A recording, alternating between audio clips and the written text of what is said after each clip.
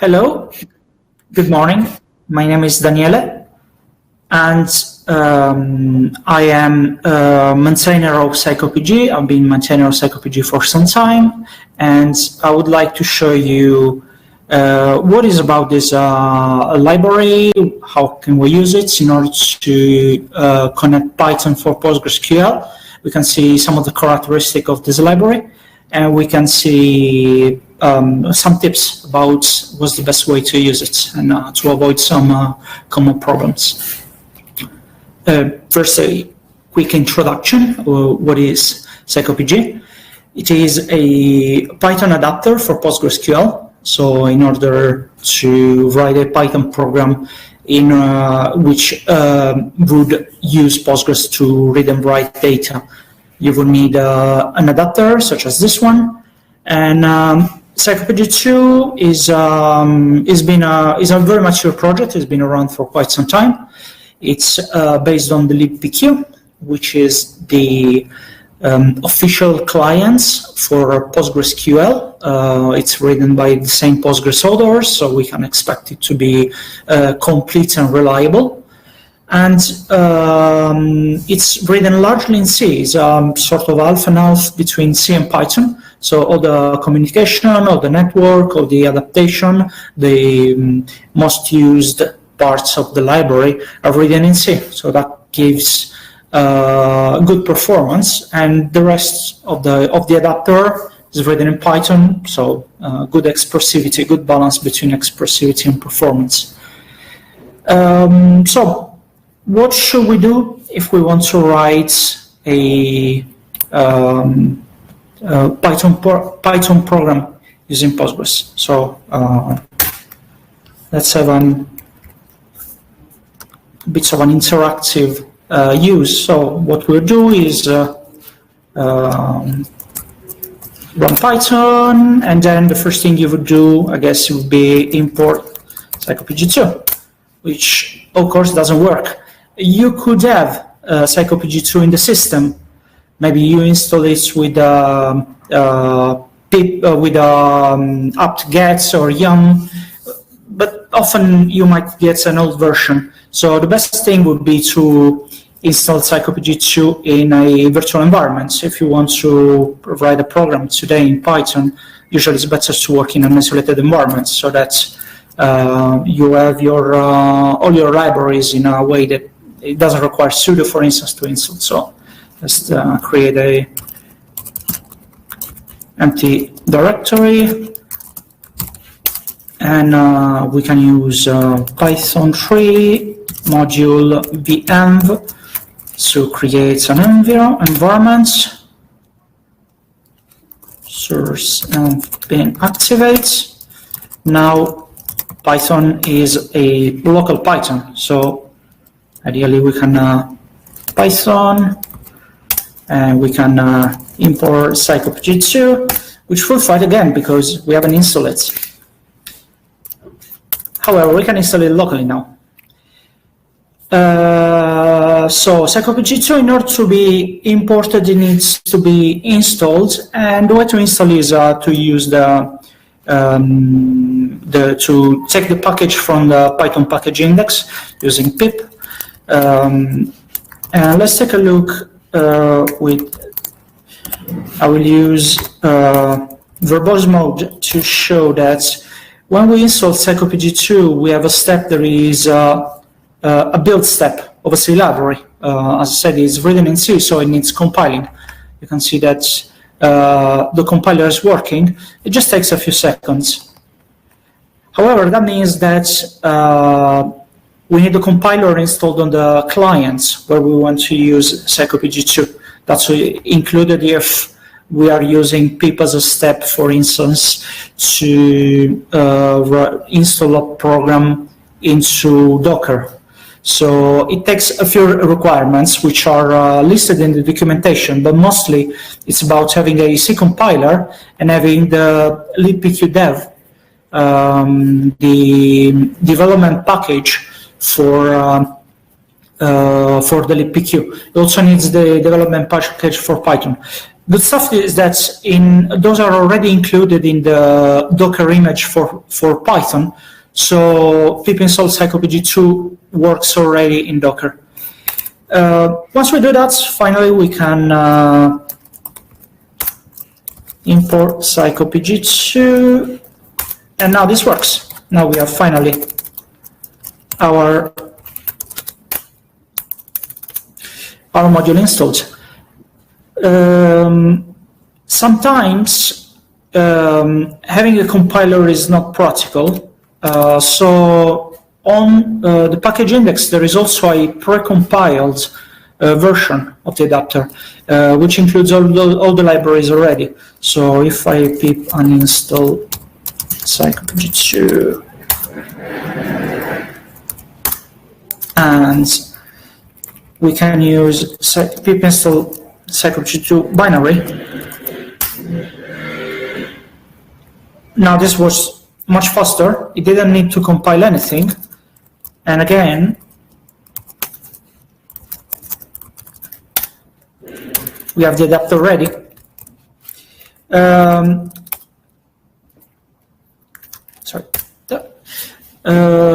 So this is a possibility. It is practical maybe if you are doing a quick hack on a new computer or you just want to take a look around. However, this doesn't work for all the platforms. There are only certain platforms where Python supports binary package. For instance, it doesn't work on Alpine Docker because it's not based on the libc. Which means that on Alpine Docker you need a C compiler. Probably it's better if you don't work in an Alpine Docker because anyway it doesn't really behave the same way. If you use a basic Docker image, that would be psycopg2 binary works. Both from the point of view of the program, you don't have to change anything. Both create a package that is called psycopg2. But this means that you can have only one of the two installed in the system, otherwise it's confusing. So it's a bit of a problem when you write the requirements file.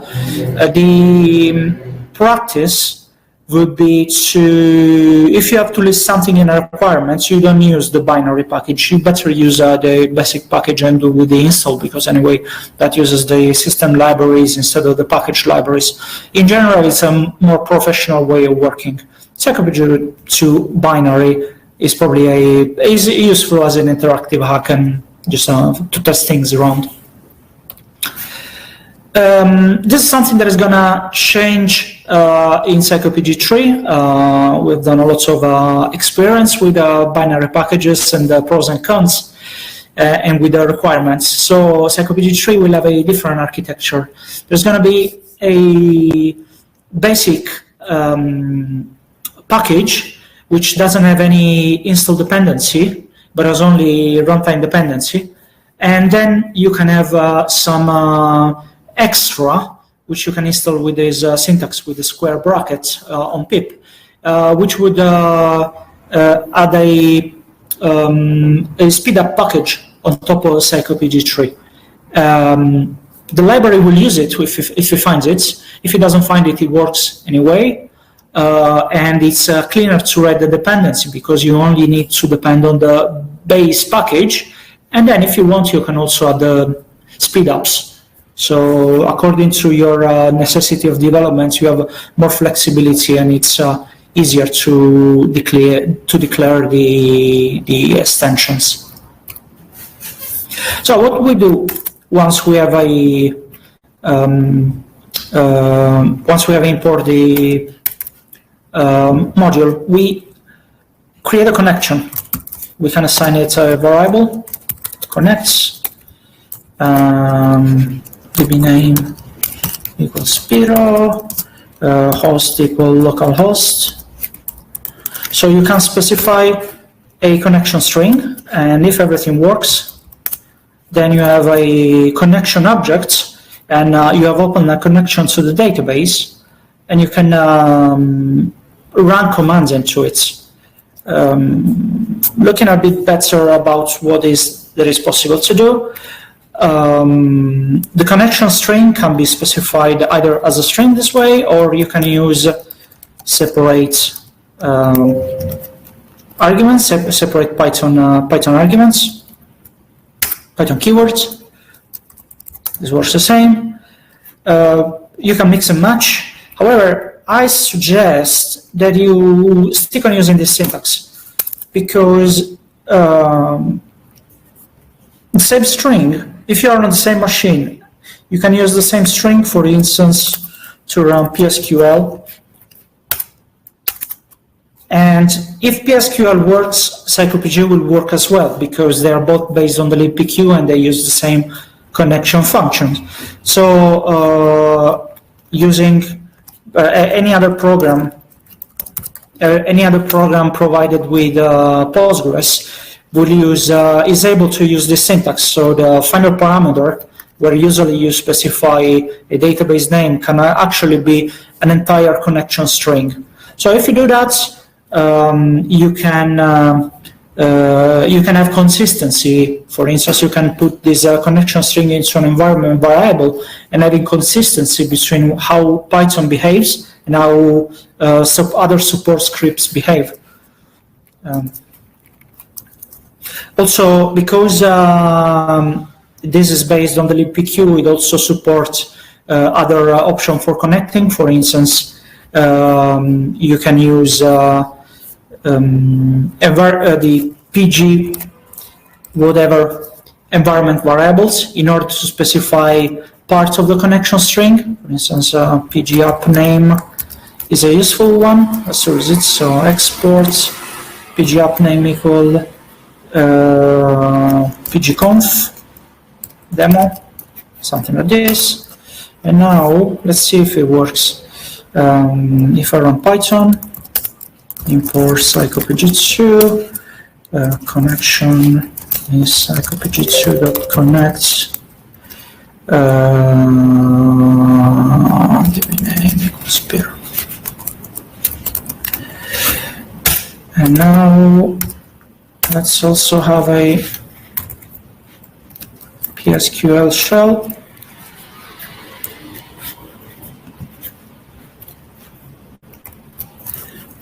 Select star from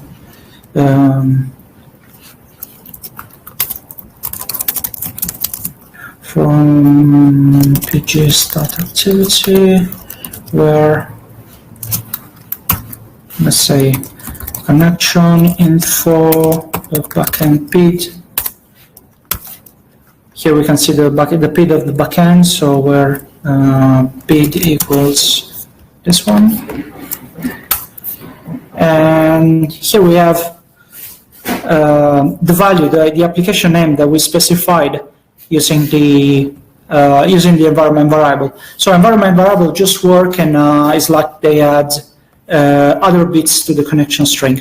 If you have a application to configure, you can use all those bits, and if you are of those type of developer who want to do everything with the environment variables, you can use all those variables in order to decide where to connect, and it would be consistent between Python and Bash. So once we have a connection, what do we do with it? We create a cursor. This is a bit strange. Cursor is cyclepg2.cursor. So connection. There it is. So what is the cursor? The cursor is a bit of a strange object. This interface, the interface that CyclePG2 implements is an interface that is a generic Python designed for generic database drivers. And the concept is more modeled on a server-side cursor. So in some database, this is a fat object that opens a cursor running on database data. In CyclePG, there is this option too, but most of the time, the cursor is a thin client object, and we use it to send commands and to return results. So in this design, the DB API, the Python DB API, we have two main objects, the connection, which is used to manage a database session and a database transaction, and the cursor, which is used to send query and return results.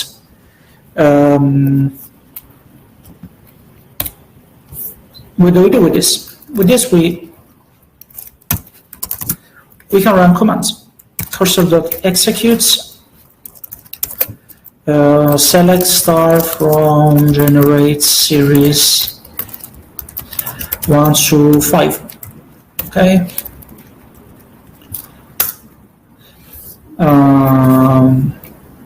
The segment works, and then we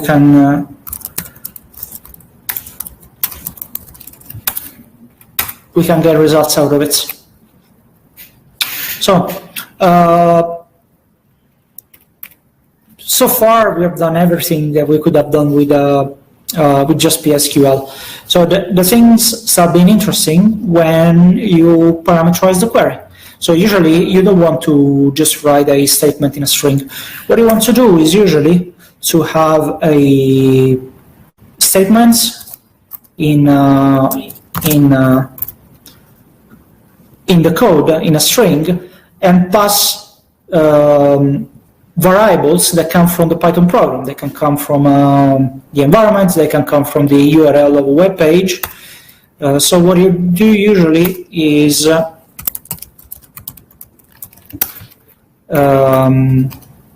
to have Python variables and placeholders in a query, and you can pass Python objects to a query that will be interpreted and will return Python object back. This is the syntax in which parameters are passed. We use $s, which is the same placeholder that we use for string interpolation in Python. However, there is no operator. We can use just positional arguments, so we can, for instance, specify 2 arguments and then pass 2 values. Or we can use names.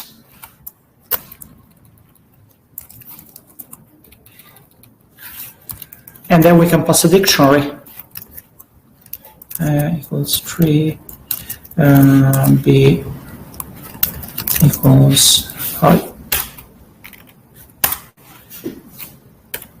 Dictionaries are useful because maybe you can have the same variable repeated in several parts of the query, and if you have extra stuff, it's just ignored. So this is a more expressive way to pass a query. Either use a sequence. Here we use the list, but any sequence works as well. So for instance, it can be a tuple.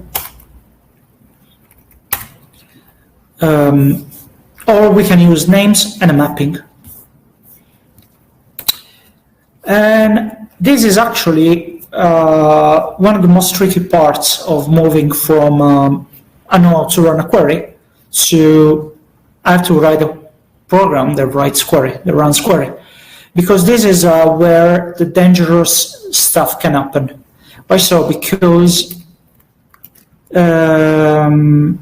we could be tempted to say, because I want to write a query that pretty much does this, select hello, we could be tempted to say, okay, that's easy. So I will put a placeholder in quotes, and then I will put the hello string. I will concatenate the quotes using the Python powerful string operators. What did I do wrong? Oh no, okay. I should have done this.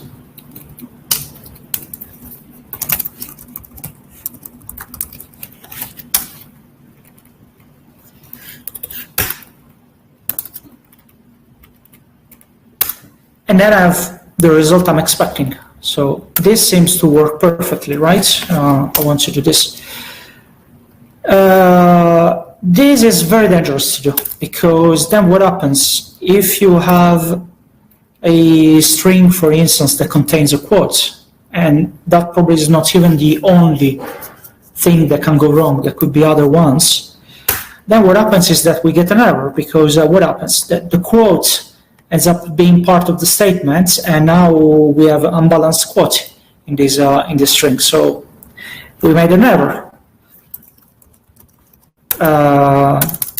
People may say, yeah, sorry. Well, in this case, I know perfectly how to solve it. What I'm going to do is to replace all the single quotes with a double quotes.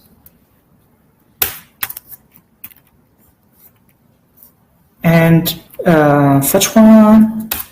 And this appears to work. Yes, it works all right. The problem is that you have to remember to do that. And usually you don't remember until you find the error. So now the problem is who's going to find the error first? You're going to find the error, or some hacker would find the error, and maybe they can write a special URL in your web page that exploits this bug in order to do nasty things. What are the nasty things? This is sort of a mandatory reference. There is this XKCD strip that explains how a mother gave a funny name to his son, and as a result, the school lost their records. So, what does this strip means? Why does 1% of the population laugh at this joke? Because the scenario is like someone who has written a program where they've used this insecure way to write parameters, where they have written the quotes, they have written the placeholders, but because so far they haven't found any name that contains the quotes, they didn't find any problematic name, they didn't notice that there was an error. If someone writes a string, there is precisely this one. So there is a close quotes, there is enough syntax to terminate the statement, and then after a semicolon there is the possibility of send any other statement to the database. You can do either operation on the database, or you can extract information that weren't supposed to be extracted from the database. Then you can put a commands in order to complete and make a syntactically valid string. And this way you can do pretty much everything, a lot of nasty things to a program written this way. So this is a bit of a mandatory reference. However, the way Mother responds to "I hope you learn to sanitize your input," I don't think is quite right as a strategy, as a long-term strategy, because sanitizing your inputs means doing something like this probably. So every single string you pass to the database, you have to remember to do a sanitation operation. And you have to remember every single time. You're not going to remember every single time. You're going to forget it. So a much better way to do it is just to forget about it. So just don't use string operation to compose a query. There is a wrong way and a right way. Not always is this is the case. Sometimes it depends, but this is really one of those cases where there is a wrong way of doing things and a right way of doing things. And the wrong way is to use operations like % in Python or plus in order to concatenate string and values and do the quoting your own way. The right way of doing it is not using the operator and pass to the execute function two parameters. One would be the string with the placeholders, one would be the values to add to the placeholder. It's easier because you're going to have to know the syntax of every single type, and it's safer because PsychoPG knows how to do the escaping on the values and to put the things together. One thing to notice is that adaptation is only for values. If you have the name of a table or the name of a field into a variable, and you want to compose dynamically an SQL statement out of it, just execute will not work, because the name of the table will be interpreted like a string. That means that it will be quoted with single quotes, and it will get a statement that is invalid. So if you have this type of queries you want to write, there is a facility in PsychoPG2, which is the SQL module.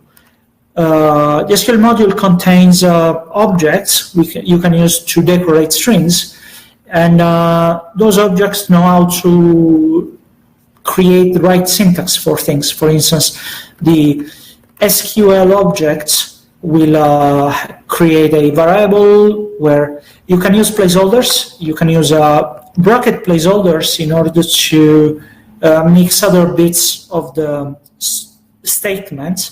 You can use the identifier objects in order to create a table name and inject a table name into a statement.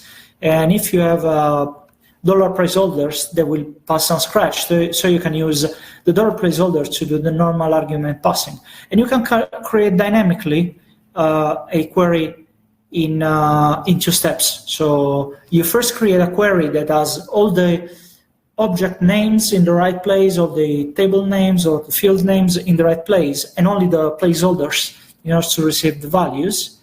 Of course, you can create those dynamically too. So you can, for instance, have a function that creates a query that has a where condition with a placeholder for the value, or doesn't have a where condition and you don't pass the value. And so that creates a valid statement. Of course, this fails because maybe I don't have this table, but as we can see from the error, now the Postgres understood the query that we sent it, no problem. It's just that it failed down the line. That's normal, pretty much. We are saying that we were passing here strings and numbers to these test queries. Of course, there is a large overlap in the data models between Python and Postgres. It's not a perfect overlap, but let's say that most of the things in Python and Postgres, several basic concepts are the same, and we expect the 2 systems can exchange this data, no problem, each other. So both Python and Postgres are Boolean values, as integer values, floating point values, and there are some subtle differences. For instance, in Python, there is only one int object. Here we're talking about Python 3, of course. Python 2 is no more. Python 2, there used to be int and long. In Python, there is only one integer object, which is a arbitrary size integer. In Postgres, we have a few types that are fixed size numbers. So it can be 2 bytes, 4, 8 bytes. And then there is the numeric that can be either a fixed point number or a large integer number, larger than what a begin would allow. So Python and Postgres can exchange integer this way. Python has its own fixed precision number, so the decimal object is returned when we use numeric, or the other way around. Strings work normally. Datetime work mostly normally. Datetime is a little bit different because in Python, a datetime can be time zone aware, can have a time zone specified as an attribute, or it can be time zone naive, where the time zone is not specified.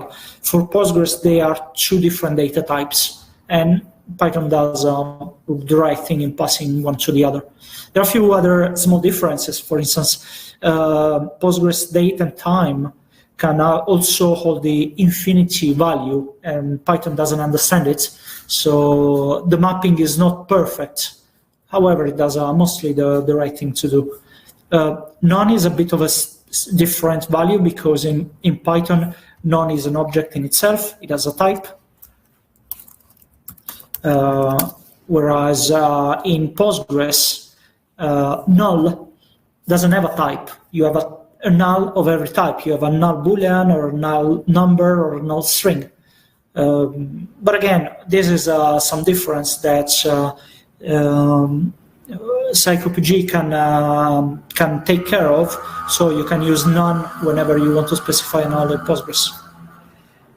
Those are not the only objects available. There are more complex data type. There is an entire way of customizing the data adaptation, but we're not going to touch on these arguments now. But talking about the built-in data type, we have a very important one. This is the Python list, and this maps to Postgres arrays. Again, here there is a difference because a list in Python is only one type, and it can contain any type of content. It can be a list of integers or a list of string, but it will still be the same list type. In Postgres, we have arrays of different types, so we can only pretty much adapt lists that contain all the same type together. This is also important because often you have to do, for instance, a query like select star from generate series, let's say from 1 to 8, where, let's give it a name, A, where A not in, I don't want the 3 and I don't want the 5. So let's say, ugly.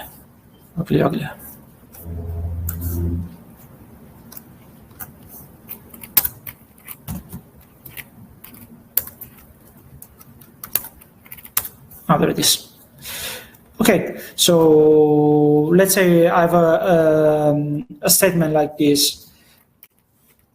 In Python, you can have a similar one.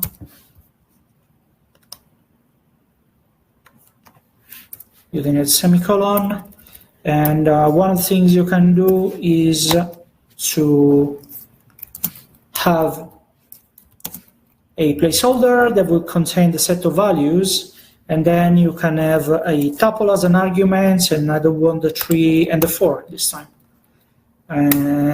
Let's see if it works. What is that I'm missing? What am I missing?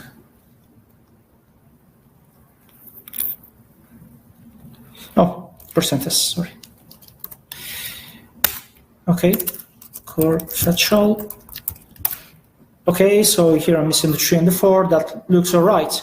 Problem with this is that this in statement is a bit of a special one, as is a bit of SQL. It's not really a value, and crucially, it doesn't support an empty set of values. So you wouldn't write this in an SQL string. However, sometimes it can be that the sequence of the IDs you want to avoid come from the rest of the program, and so if this happens to be an empty tuple, well, this is going to give the same error, and so we have to treat the empty list of things as a special way, and that's really something brittle, something that doesn't work very well. So lists are very useful because you can have a different syntax. You can have where A is not any of an array. Let's see if it works. Where A.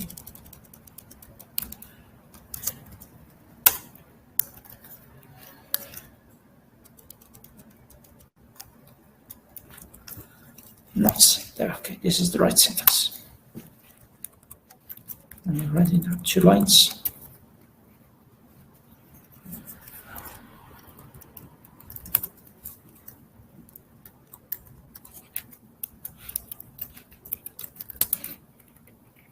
Okay, there it is. So this is a better syntax to do this type of operation because this also supports the empty array. So empty is not a special. It's not a special case. It's useful. It's like you cannot do mathematics if 0 is a special thing. Just everything becomes more complicated. So you can use the same type of statements, and you should use these same type of statements. And notes a equals any of a placeholder, and this placeholder would be a list of 1, 2, and 3. Let's see if it works. And this not only works with lists that are not empty, but also work with the empty list. So in case you have to do this operation, which you would intuitively or just as a habit use not in list of value in round brackets, it's better if you use the list. And passing you use the array as syntax in SQL and use the list as Python type. And the mapping makes sure that it works for every different type. So if you have a list of dates, it will be adapted as an array of dates. As long as the list contains all the same type of objects or none are supported to in an array, that works all right. The fact that the tuple was working is just an accident. That's because tuples are actually mapped to composite types. So the syntax is similar. It's a round bracket and then the list of the content. You can do something a bit more specific if you create some composite types, or you can have, for instance, named tuples on the Python side. So you can map in a transparent way a composite type written in Postgres with a named tuple written in Python, and the conversion works pretty much transparently if you instruct PsychoPG to know this type and so to know its values and the name of the fields. Range is another object that is supported out of the box. However, there is not really a suitable range type in Postgres, so PsychoPG provides its own, which is an object that contains 2 values and supports most of the operation that you would expect a range to support. They are the same set of operation that the range data type in Postgres supports. And very, very useful one, it's the support for JSON. So JSON is becoming more and more important in the Postgres world.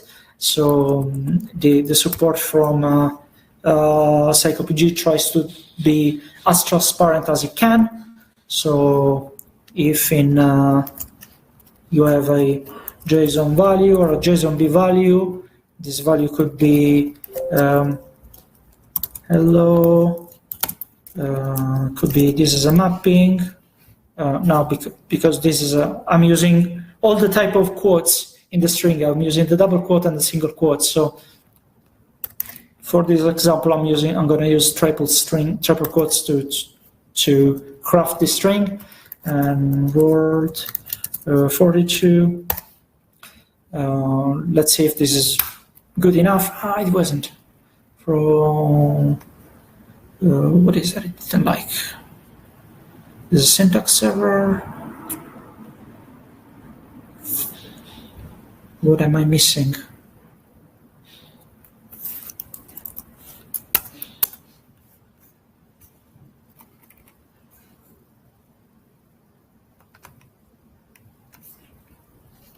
Let's try here.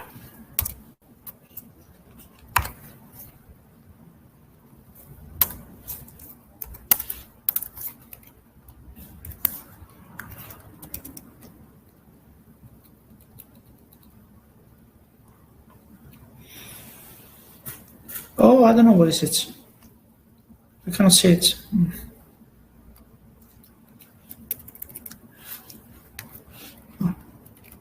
Oh, yeah.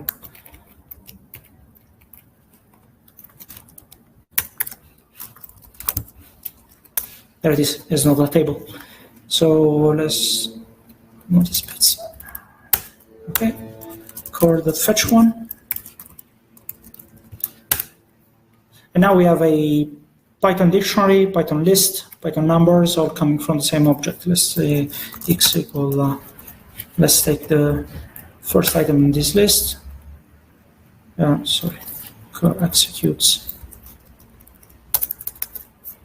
x as core.fetch one. And now x is this dictionary. I want the first elements out of it. Hello.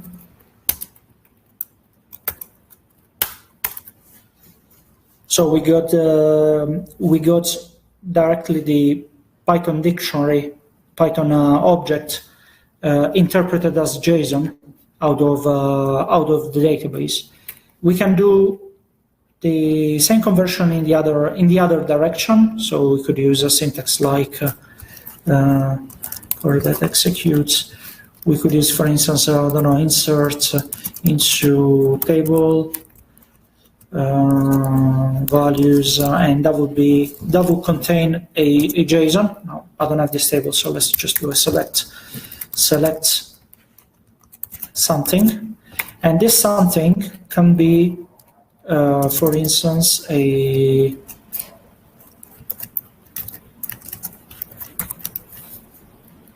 JSON type, a JSON thing that can be interpreted as a Python thing that can be interpreted as JSON. This doesn't work out of the box because the problem is that there isn't a single JSON type. JSON can be a dictionary, can be a list, can be numbers, scalars, strings. So there are ambiguities around this. For instance, we already saw that lists are also useful to be interpreted as arrays, and so if PsychoPG was presented with a list, it wouldn't know whether to use the JSON syntax or to use the array syntax. So in order to specify what we want to do, we can use a wrapper. So from PsychoPG 2 extras import JSON. It's spelled this way with an uppercase J. And if we use this wrapper, we can wrap any object which supports JSON adaptation using this wrapper. This is only a way to signal PsychoPG that we want to use the JSON syntax for these objects. So there it is. We have our JSON back. Now, it's as a string, but just because we didn't specify a type. But Postgres received something that was, this is valid JSON syntax. This is no more Python syntax, as in if I use Python strings, anyway, they are received as valid JSON or something that Postgres interprets as valid JSON. And this ties with, you can configure what JSON adapter you want to use. By default, it uses the system Python JSON dumper, but there are other options too. For instance, there are modules that are faster, or you can specify that you also how to dump in JSON types that are not supported in JSON, for instance, strings or UUID. So every JSON dumper can be customized, and you can specify in different ways that are specified in the documentation how to customize JSON adaptation, both when you store data into the database and when you load it back. For instance, if you want the numbers are numeric or strings or floating point numbers or fixed point number, this is all customization that can be done. We have already seen a little bit now this example how to fetch the results, but pretty much whenever we have a query that returns a set of results, we have different ways to consume it. One is to use cur.fetch1, which either returns the record, or if we consume the entire record set, it starts returning none.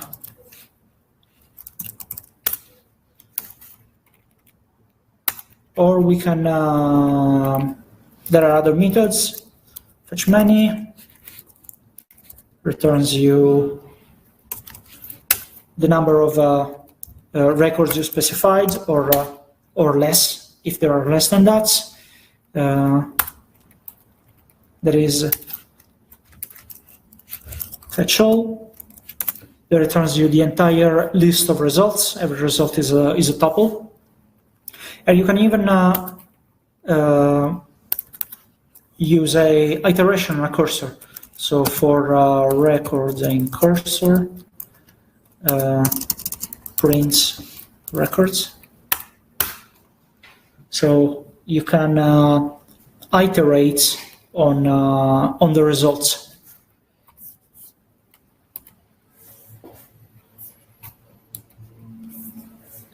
So one thing about this way of operating, we've seen that it's a bit unfamiliar for people coming from pre-SQLs, where you are used to create a connection, run an operation into the connection, and receive the results out of it.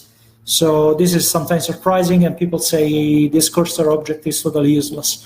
I can understand that, and CyclePG3 uses exactly the same object, but has a few additions which allow a bit more familiar operation. For instance, there is a connection.execute function, not only a cursor.execute function, which is used to run a query. And this doesn't return a special object. It still returns a cursor, but we can pretend that just the execute method doesn't exist.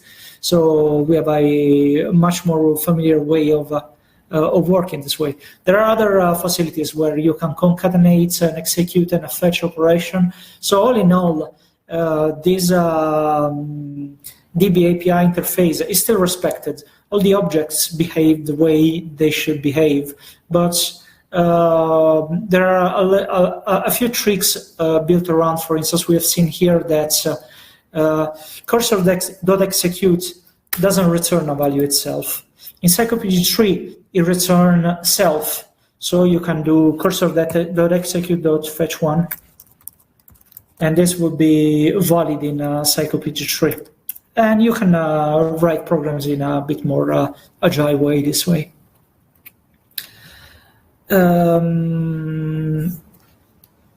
We have seen so far that all the values were returned as tuples. This is useful, it's basic, it's lightweight, it's fast. If sometimes this is not enough, you want to have your own objects coming out of the database, you can still do that. There are different type of cursors you can use in order to return different objects. For instance, one I really like to use a lot is cursor is cursor factory equals CyclePG2.extras.name tuple cursor, and this is still a cursor. I can use it with executes, select 10 as A, hello as B. So right, call the fetch one. This one returns instead an object. There is a record, and rect.a. We can both use the attributes name as a name to extract a value, or we can use the position because it's still a tuple. So this is a nice object because it's, let's say, backward compatible. Every code that expects to receive a tuple works. Plus, it's more expressive because you have the attribute name already coming from the query. Other ones are, there is people who prefer to receive a dictionary. So there is a type of cursor that generates dictionary, which could be useful, for instance, to create JSON out of it. So there are either different type of cursor, or anyway, it's easy to write a subclass of a cursor, which would create the type of object you require for your application, and you can customize that.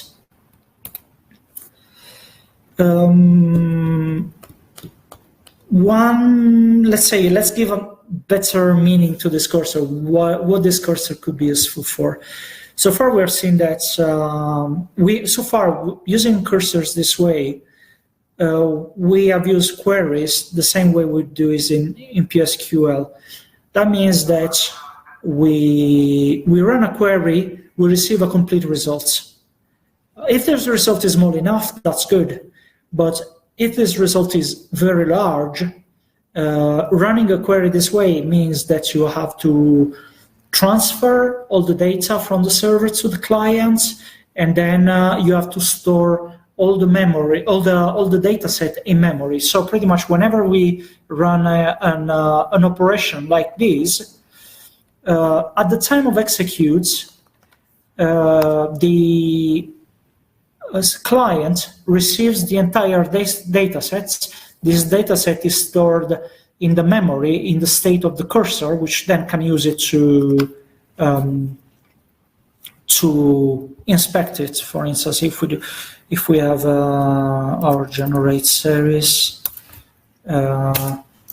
core.fetch all, but then we can core.scroll 0 absolutes, so core.fetch 1. So we can go back and forth in this cursor. This is a very fast operation.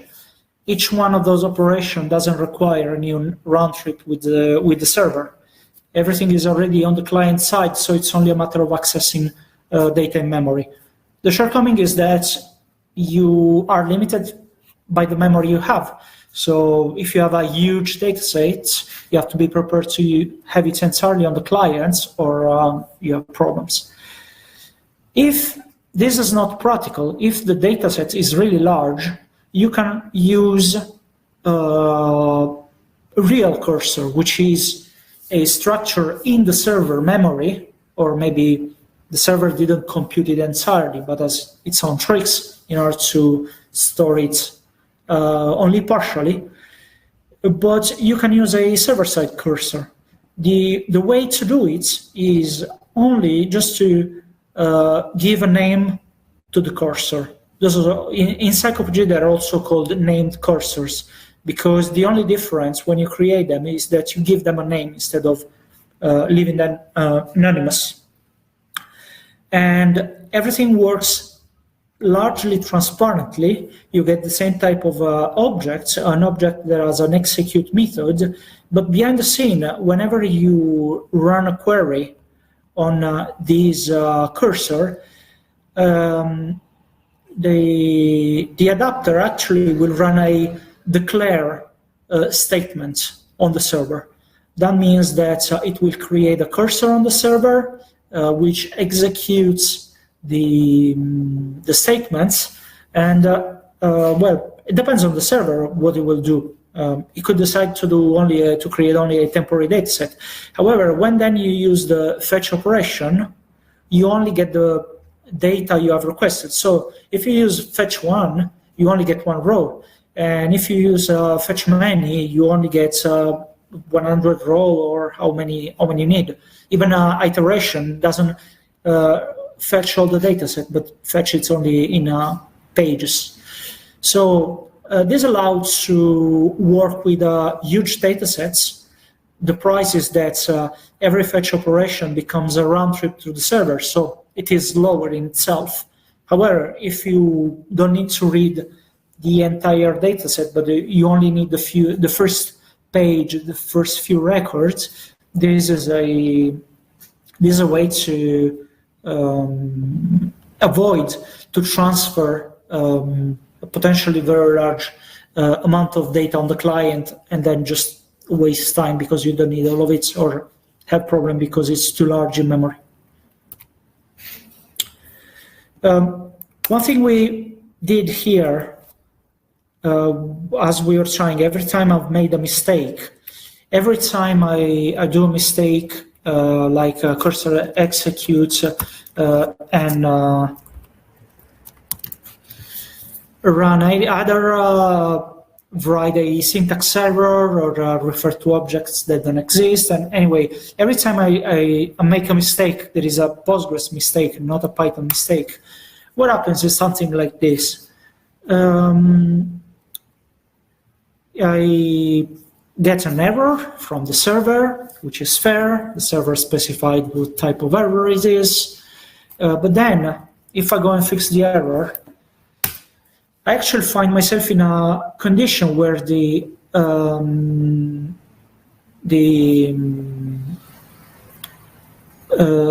session is broken. The session is in a broken state. This is because, again, not really a choice of freedom, but it's a mandate from the DB API interface. This module works normally with automatic transactions. So it is every time we run a query, is like running begin and then running a query.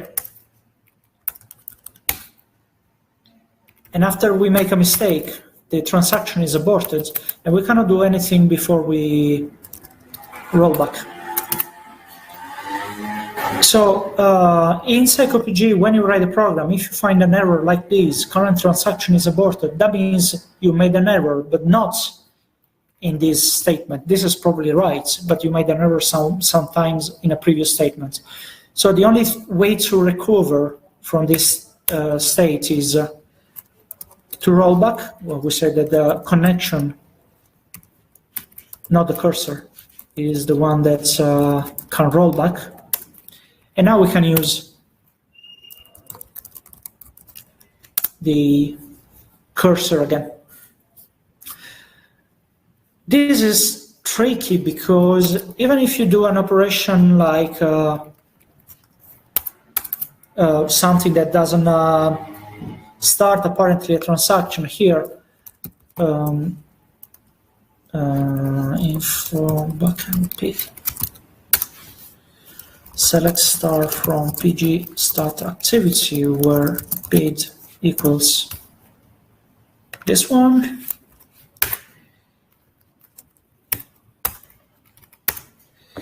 Here in our pgconf demo thing, we have that the state is idle in transaction.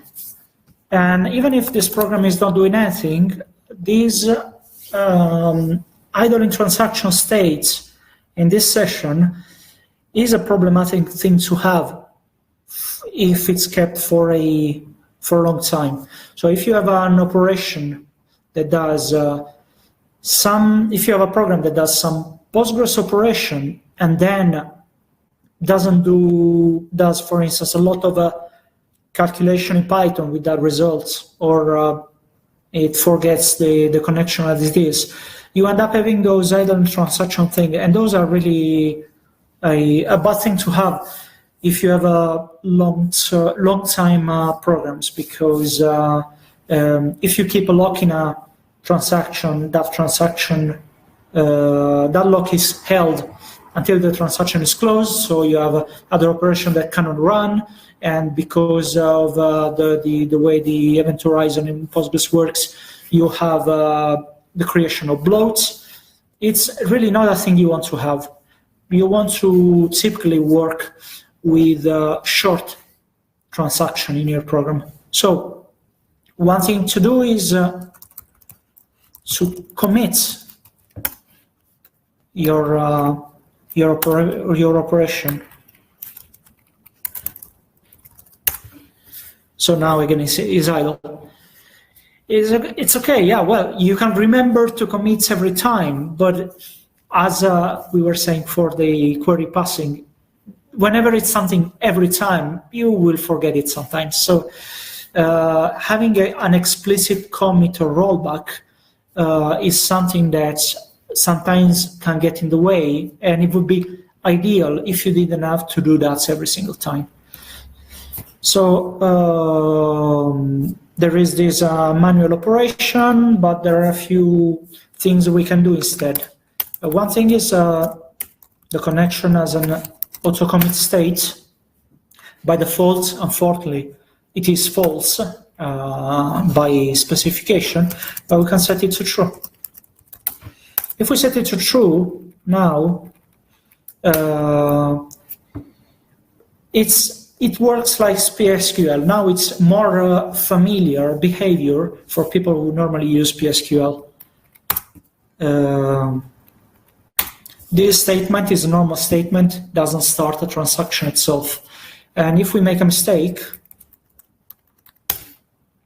there is an error, but this doesn't break the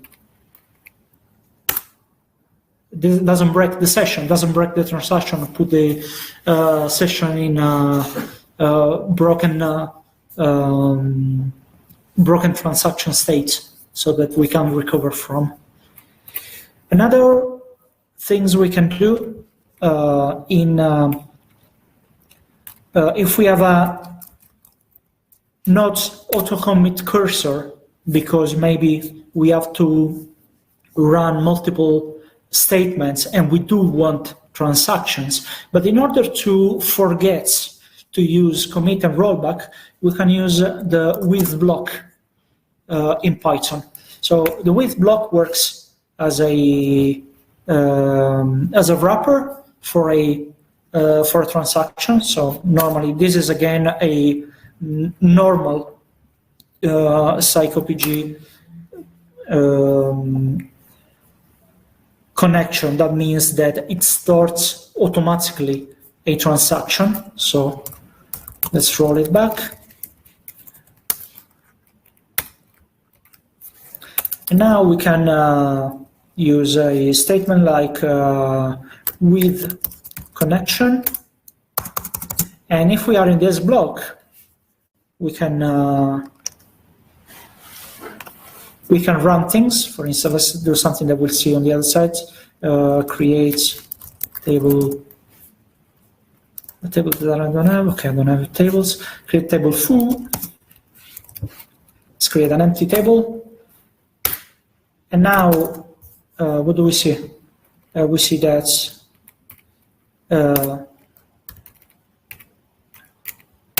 our state is idle again, and we have created a table. So that means that the operation completed with success. If we have a problem during the with, it could be an error in PsychoPG, but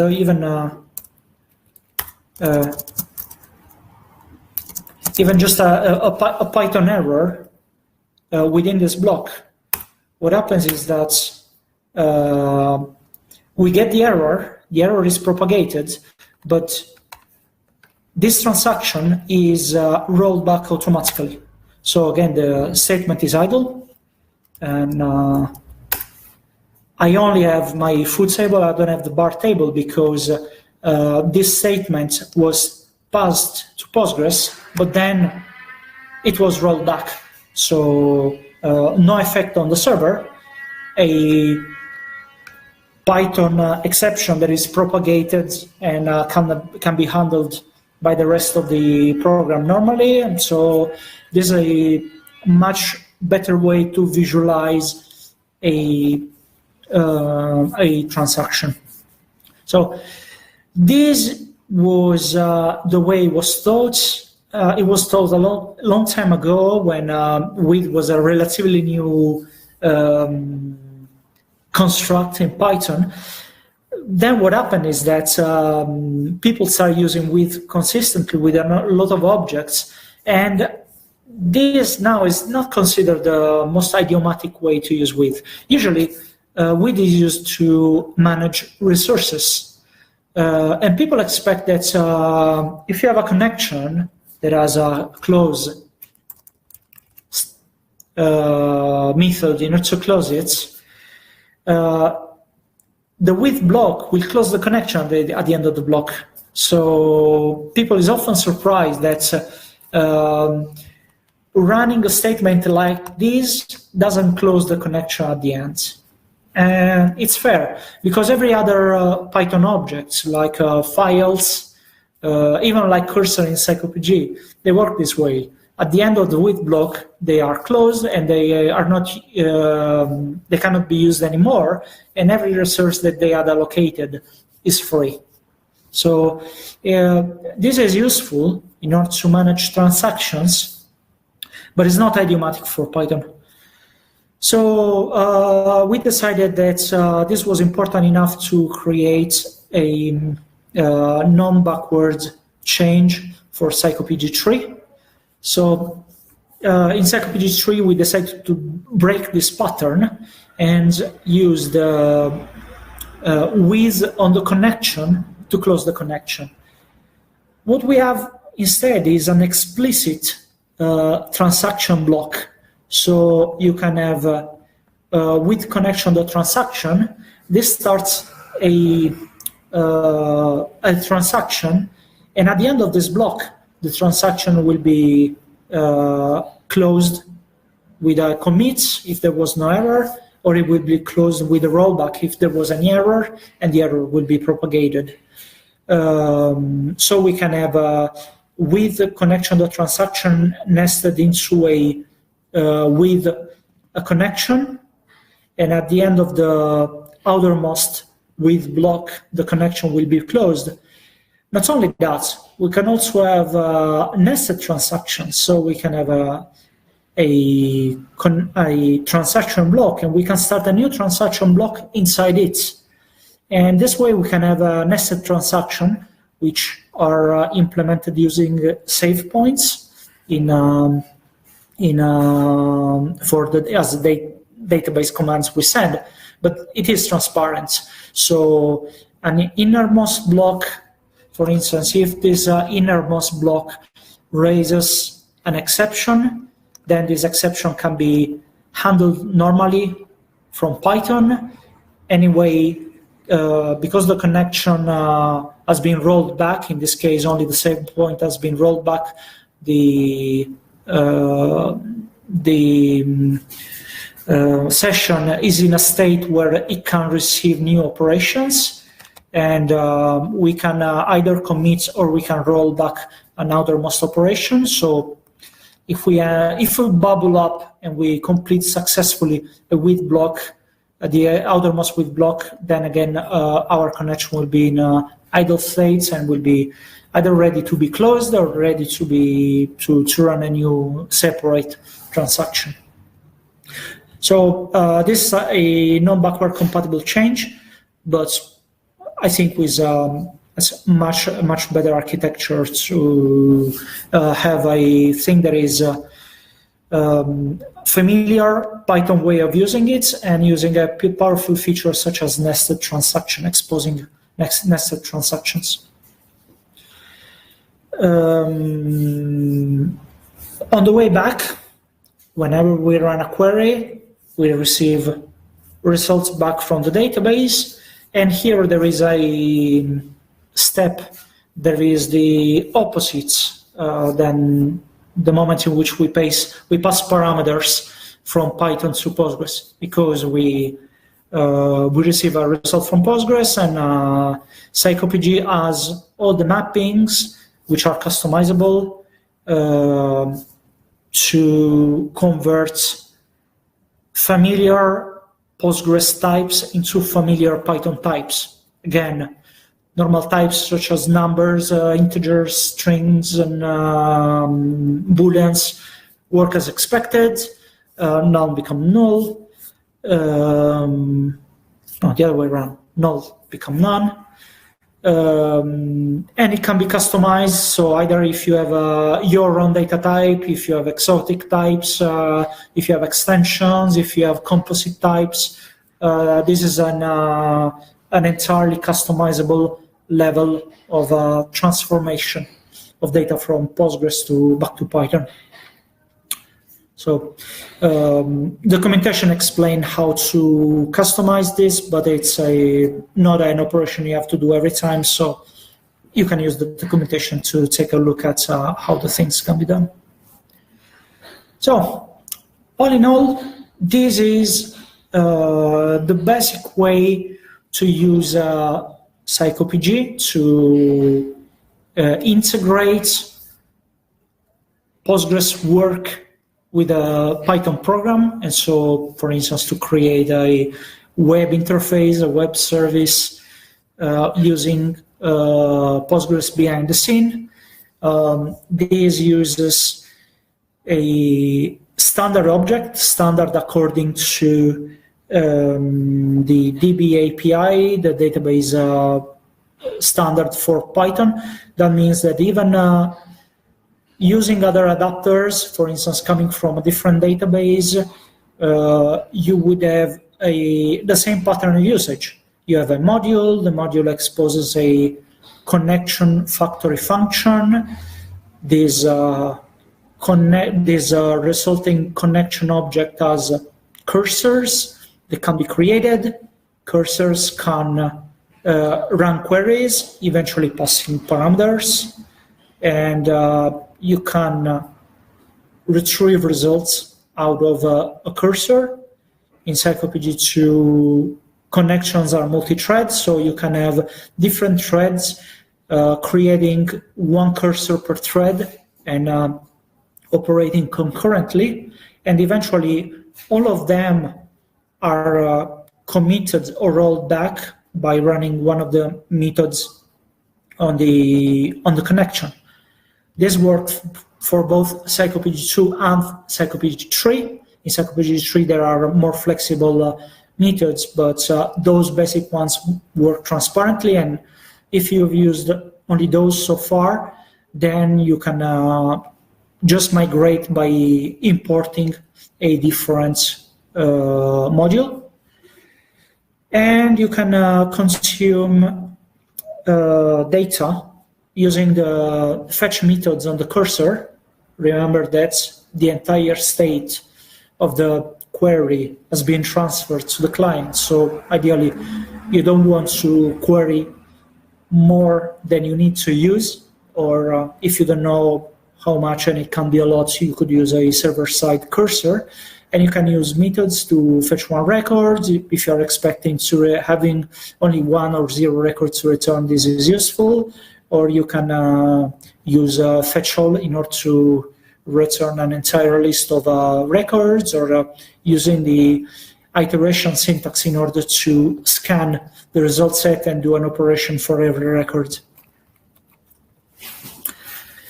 Just to conclude, I want to show a more advanced use. So far we have seen how to take initiative from Python in order to query Postgres, but sometimes it is nice to be warned by the database that something happens and we have to do something out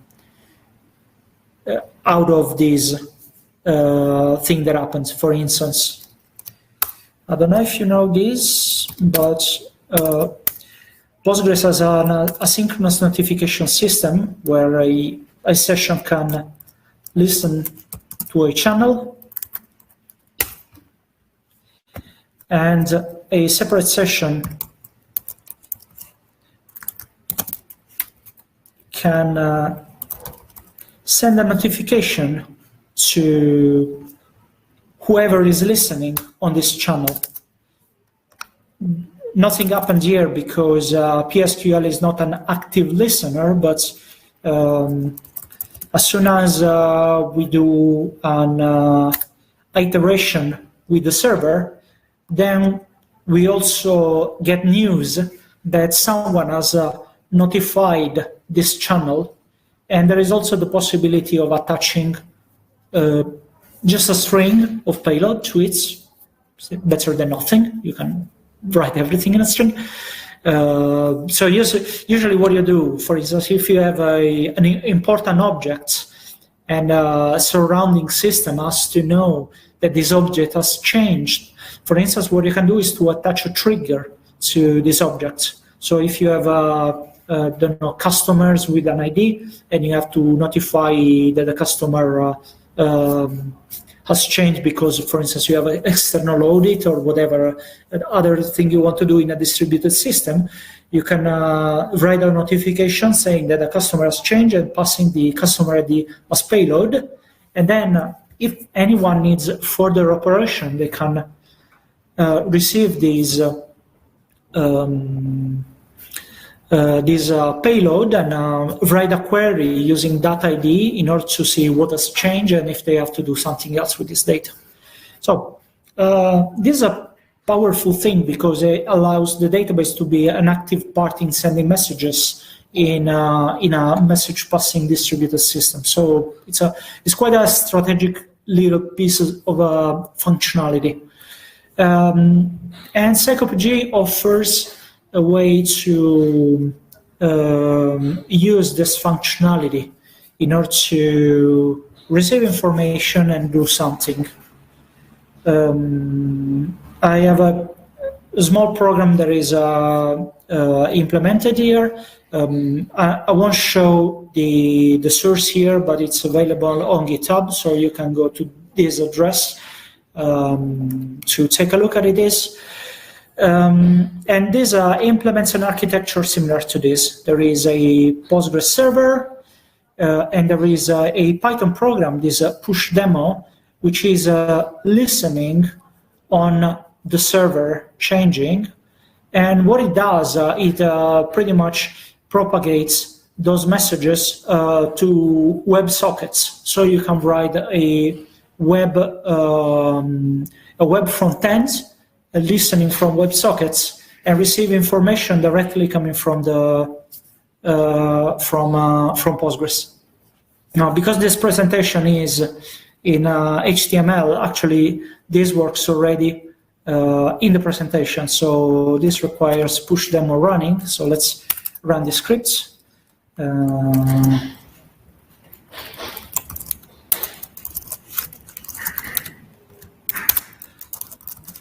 Source.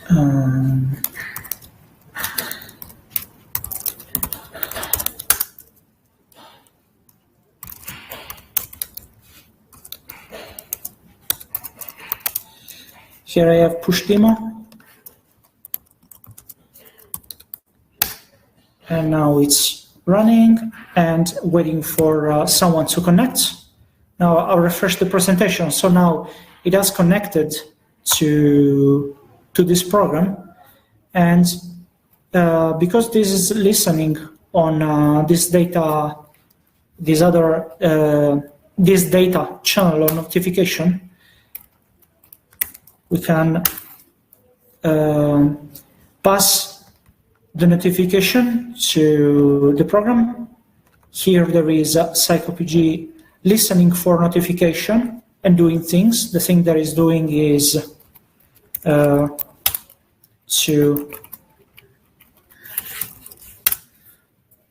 to pass messages to these listening WebSockets. And here there is some JavaScript that takes those messages from the WebSockets and does things with it. It could refresh the page, it could update data into the page, and well, this is a distributed system, and you can do whatever you need to do in this system. So this is what I wanted to show. This is the basic usage of the adapter. There is more advanced use, especially around the customization of the data type and what you can do with if you are your own data types, but everything is explained in the documentation. So take a look at that if you need help, or write to the mailing list if you need help. Now, if you are here listening and you have questions to do, I'll be happy to answer. Thank you very much for listening so far, and I wish you good hacking. Bye-bye.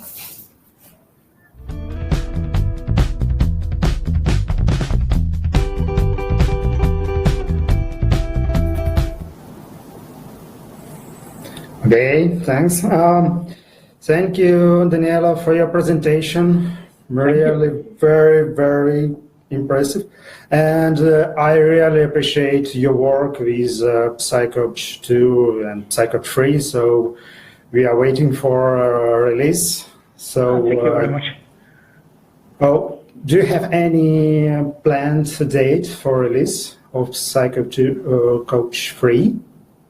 I'm thinking about April, at least, to release something on PyPI, so something you can do pip install Psychopg 3. I think that probably not all the most advanced feature will be implemented from the first round. So for instance, probably replication could be in a 3.1, but there should be, let's say, the basic functionality, all the adapters, all the main features should be there available from, I'm hoping around April. So now we are about 1 month away, I guess. And I'm looking that there is a board on the project on GitHub, and I'm noticing finally all the tickets are migrating on the right side of the board. So very happy about that. Things are being done. I'm finishing with the pool, which was the thing that which is the thing I've been doing in the last couple of weeks. And seems it's going fine. Oh, cool. So we had a few questions in chat, and you have already answered them. But let's have quite brief discussion about them, because some of them are really very interesting. First question was about support of PsyCoach 2 after release of next one. What do you think? 1 year, 2 years? Maybe it will be concurrent live? I think Psychopg 2 really is there to stay. I'm expecting that a lot of people have written programs that are in which they are not interested in the new features of Psychopg 3, and even Psychopg 3 has better performance. Probably the performance that they have are fine enough, because we are talking about tweaking here. We're not talking like it's going to be twice as fast. After all, it's a I/O bound problem, so it will always be the database to be the slow bits when there is a lot of work to do. So I think Psychopg 2 is there to stay, and we are not thinking about doing aggressive policy or dismissing it, or just stopping supporting it from a certain Python version on. I mean, if there's going to be some radical difference in the future of Python or Postgres, then of course we might be not interested in chasing the future with Psychopg 2.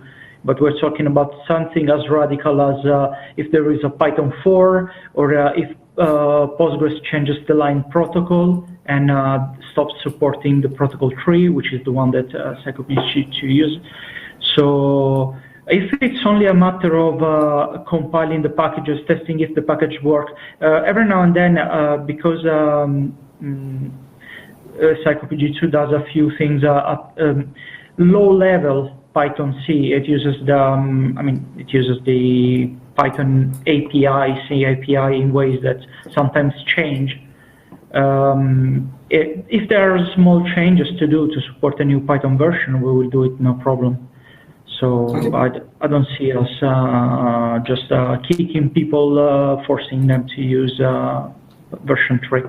It's more to be able to support the new features without carrying so much baggage.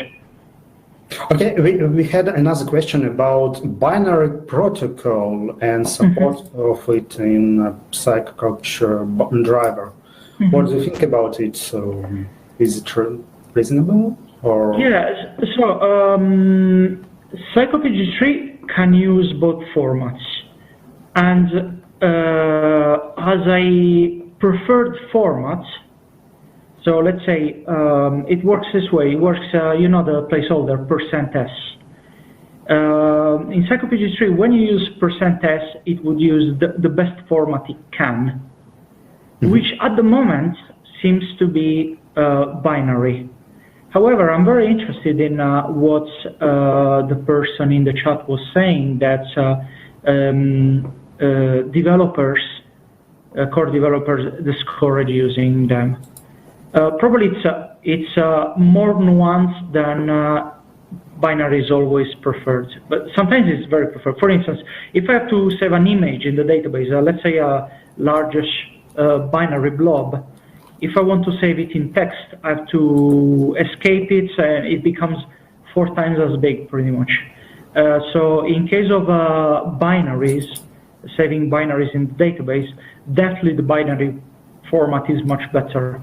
On the numbers, it could be argued that is not, because if you have a byte 1, it is 8 bytes in a binary and one byte in a text. So it's borderline which one is better. And yes, it's one line of text, but then there is the parsing, so it could be smaller but slower. I would say that it seems to me maybe that every type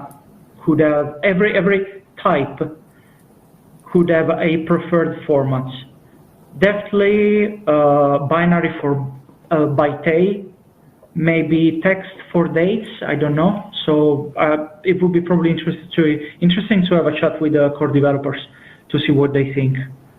Definitely, I would like to keep both possibilities open. So, if instead of %s in PsychoPG3 you use %t or %b, you force either text format or binary format. So we want to leave the possibility open for people to override the choice that we make and make their own if they have a reason to do that. But we would like to get the default right. So definitely we're going to have this conversation. Okay, good. Thanks. And next question was about fetch size.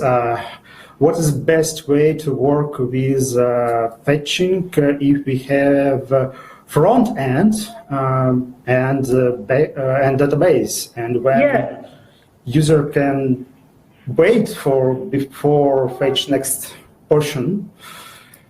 part of result set? Yeah, so using a connection pool and using server-side cursor, but server-side anything, pretty much any type of server-side memory, they are kind of going in two different directions. If I use a pool, that for me means that every connection is the same. I don't care what connection serves me. But if I have a cursor on the server, I always want the same connection. So if I was an application developer who has this need, probably what I would do is sort of multiplexing of the connection. But if I have 100 customers and 10 connections, probably I would partition them and create 10 server-side cursor on any connection to serve 10 specific clients, and then send the same client always to the same connection. But how to do this with a pool, with a generic pool, sounds tricky. I don't know if there is any pool, even in other language, where we could take inspiration from that as a sort of a session affinity. But when I had a conversation about the features that I think a pool should support, someone proposed to have a sort of session affinity, although do it in a generic way is, we have to understand how we could do it. Tag in the connection, I don't know, of course. It's probably easier for an application to do that because they know better the pattern of their usage, the way they can partition it. But I would say that probably this session affinity is the way to solve this problem. It's pretty much multiplexing connection more than connection pool, but it's close. Okay, yeah, sounds. Okay, I have one question from my side, yes. probably because we quite often time. Is it possible to cancel query or transaction by timeout on client side? Yeah, well, there is a setting for the session where you can specify that every statement can only take up to whatever number of seconds or milliseconds you want. So you can set even in a single transaction or in a complete session or in a setting. So for every operation in that connection, you can have a session statement timeout. I think is statement underscore timeout. So you can set statement underscore timeout or set local if you only want it in the transaction, and then you will get an error as soon as your operation takes longer than that. Okay. So Postgres will do it for you. Good. We'll cancel your query. Really, that's cool. And maybe can you give any advice on usage of connection pools embedded in driver? Because I saw some extra, so you can organize pool inside Python instead of usage something like PG Bouncer. Yeah. Can you give some advices how to use it? It's as a user is relatively new for me. As in, so far I've been using, for instance, most of the time I've been using Django, writing concurrent programs, and fundamentally I've been pretty unhappy about PsychoPG2 pool, mostly because well, it was designed for a framework, Python framework that not many people use anymore, that is called Zopi, and it is not so nicely designed for generic use. So what happens is that now I've personally started using Fast API as a way of creating web applications, web APIs, web servers, web services, and it's a much more lightweight thing. I've used other connection-related structures, which could have been message passing system or Redis, and all of them provide a way to have a quick connection, quick as it's already in process, instead of even if you use a connection pooler, you still have to go out of process to fetch a connection, and still it's another piece of infrastructure that you have to add to your system. Whereas if you have just a microservice you want to bring up, and this could use few connection for many clients, it's good that is already out of the box, already available in the driver without the need of extra scaling, and so adding PG Bouncer to the infrastructure outside the program you're running.